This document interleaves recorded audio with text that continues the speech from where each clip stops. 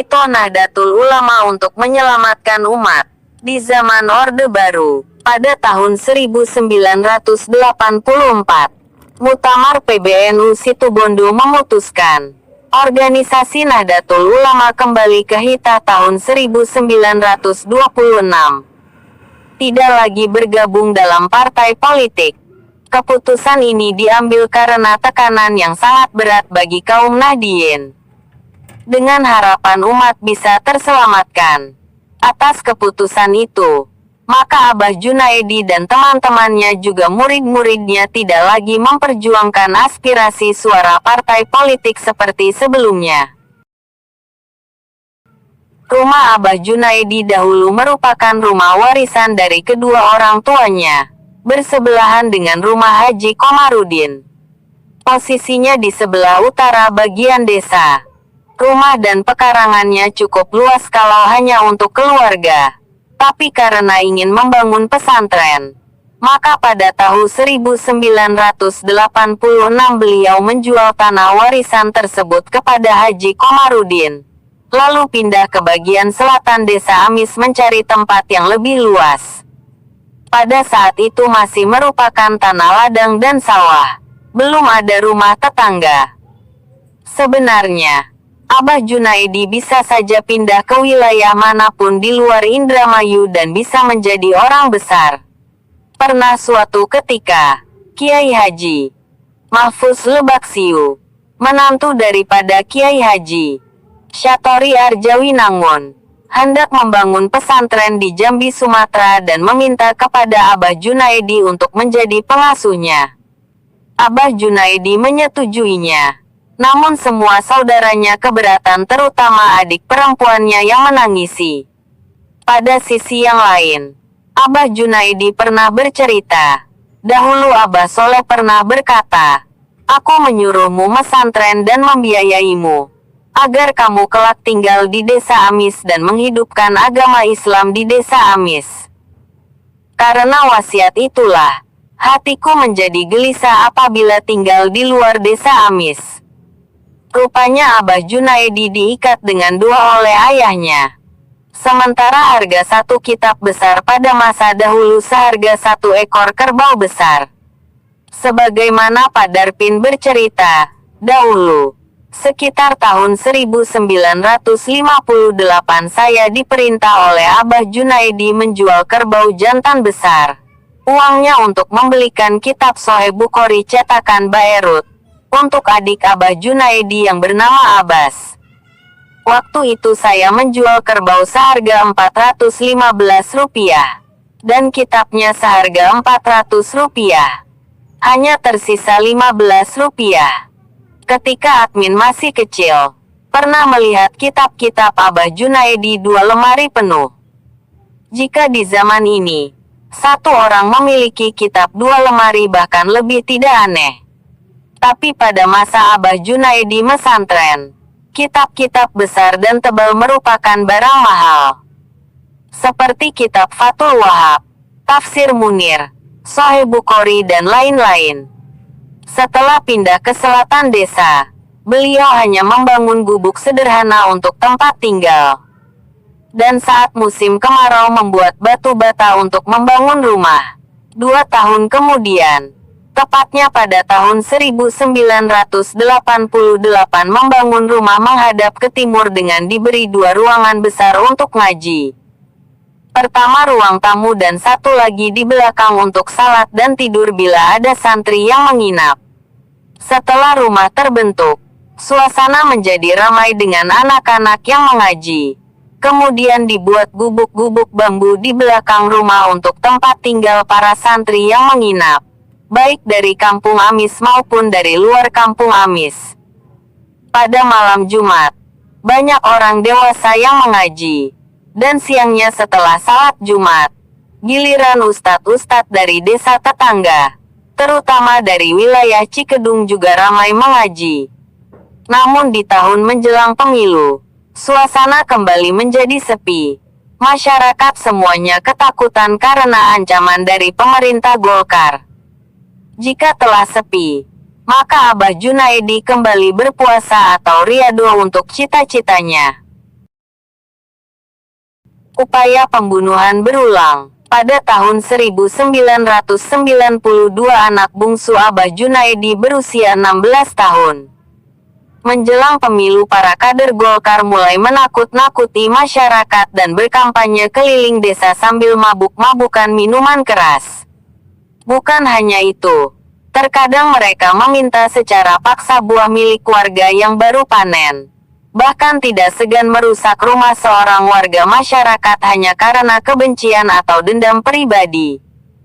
Putra bungsu Abah Junaedi kesal dengan tingkah laku mereka, lalu meminta kaos PDI milik orang tua temannya yang menjadi tukang becak di Jakarta.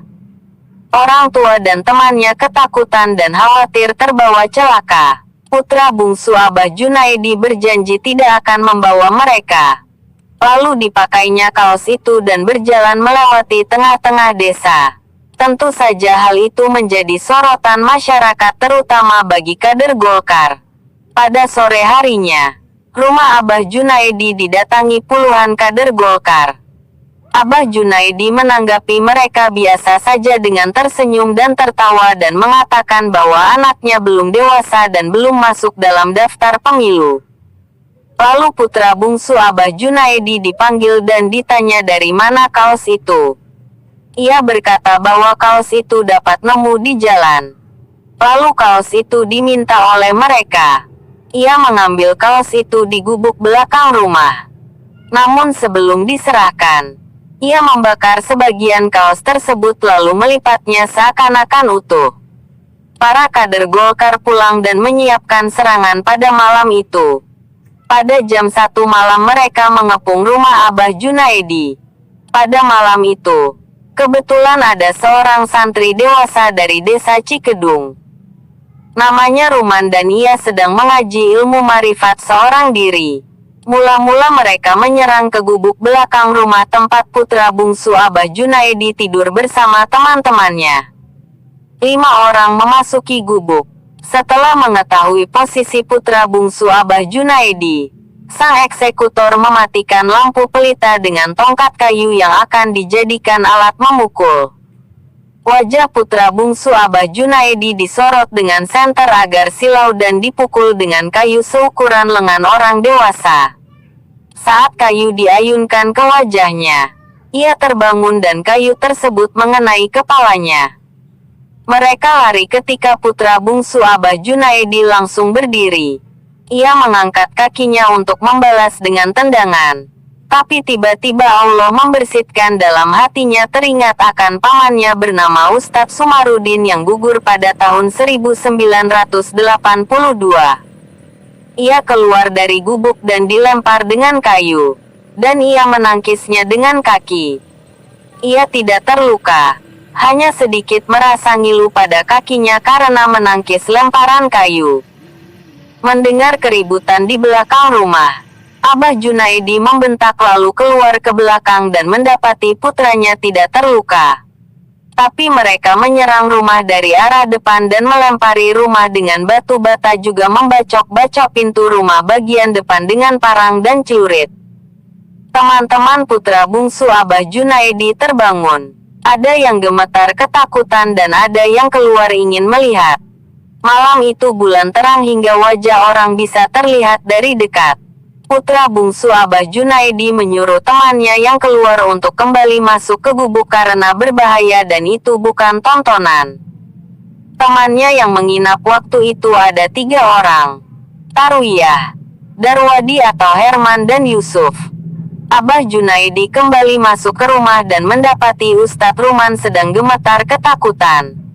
Abah Junaedi menuntun Ustadz Ruman masuk ke dalam kamar dan disuruh bersembunyi di kolong tempat tidur. Lalu Abah Junaedi keluar rumah dengan membawa senter. Ketika Abah Junaedi membuka pintu rumah, tiba-tiba tangan beliau dibacok dan senter pun jatuh. Abah Junaedi membalikkan badannya menghadap tembok rumahnya sambil mengangkat kedua tangannya. Dengan sengaja beliau memberikan kesempatan kepada mereka untuk membunuhnya. Maka puluhan kader Golkar langsung mengeroyoknya dengan golok, celurit dan parang. Juga melemparinya dengan batu bata. Namun ketika Abah Junaidi membalikkan badan menghadap mereka, semuanya lari ketakutan. Abah Junaidi menyorotkan lampu senter ke arah mereka hanya untuk mengetahui siapa saja yang menjadi pelaku malam itu. Kemudian Abah Junaidi pergi menemui pemimpin mereka bernama Sugiana, lalu membawanya ke rumah untuk melihat kerusakan yang ditimbulkan oleh anak buahnya. Sugiana memang orang yang pandai berpura-pura baik dan mulutnya manis. Tidak ada luka atau sakit yang dialami Abah Junaidi. Hanya ada bekas beberapa bacokan parang atau golok di tangan. Ustadz Ruman disuruh menginap dan pulang pagi hari saat sudah terang. Dan pagi hari putranya disuruh mengungsi ke Tegal Gubuk, menyusul ibunya yang sudah lebih dahulu di sana dan juga kakak-kakaknya semua berdomisili di Tegal Gubuk. Menurut para pelaku yang berani bercerita setelah lama kejadian itu berlalu, tubuh Abah Junaidi mengeluarkan cahaya ketika dibacok. Dan ketika tubuhnya berbalik dilempar dengan bata, bata itu menempel di dadanya kemudian hancur. Dan sebagian golok yang mereka gunakan adalah golok warangan, atau golok bertuah yang beracun. Mengapa Abah Junaidi tidak melawan atau melukai satupun di antara mereka? Justru malah menadahi semua serangan dengan tubuhnya. Karena apabila ada yang terluka atau mati maka akan dijadikan laporan ke Kodim dan Koramil dan akan menjadi alasan tentara turun tangan. Dengan demikian, bukan hanya Abah Junaidi yang bermasalah, tapi juga murid-muridnya yang ada di Kampung Amis. Setelah kejadian itu, Abah Junaidi hanya mengganti genteng-genteng yang rusak namun pintu rumah yang robek akibat bacokan celurit dan parang dibiarkan dalam waktu yang cukup lama sebagai kenang-kenangan. Sungguh sangat banyak kerusakan akhlak masyarakat desa Amis khususnya dan Indramayu pada umumnya yang dilakukan dan dipelopori oleh Golkar. Di antaranya adalah maraknya pelacuran. Sehingga pada masa Golkar berkuasa Indramayu sangat terkenal dengan pelacurnya. Maraknya minuman keras, perjudian, perkelahian atau tawuran antar desa dan lain-lain. Hingga sampai saat ini, bekasnya sulit dihapus. Kerusakan moral masyarakat yang dipelopori oleh penguasa saat itu membuat Ibu Badiah tidak betah tinggal di Kampung Amis. Bahkan anak-anaknya dinikahkan dengan orang Tegal Gubuk agar tinggal di sana. Oleh sebab itu, Abah Junaidi dan Ibu Badiah sempat bercerai. Namun karena jodoh masih berlanjut maka keduanya kembali rujuk sampai ajal menjemput.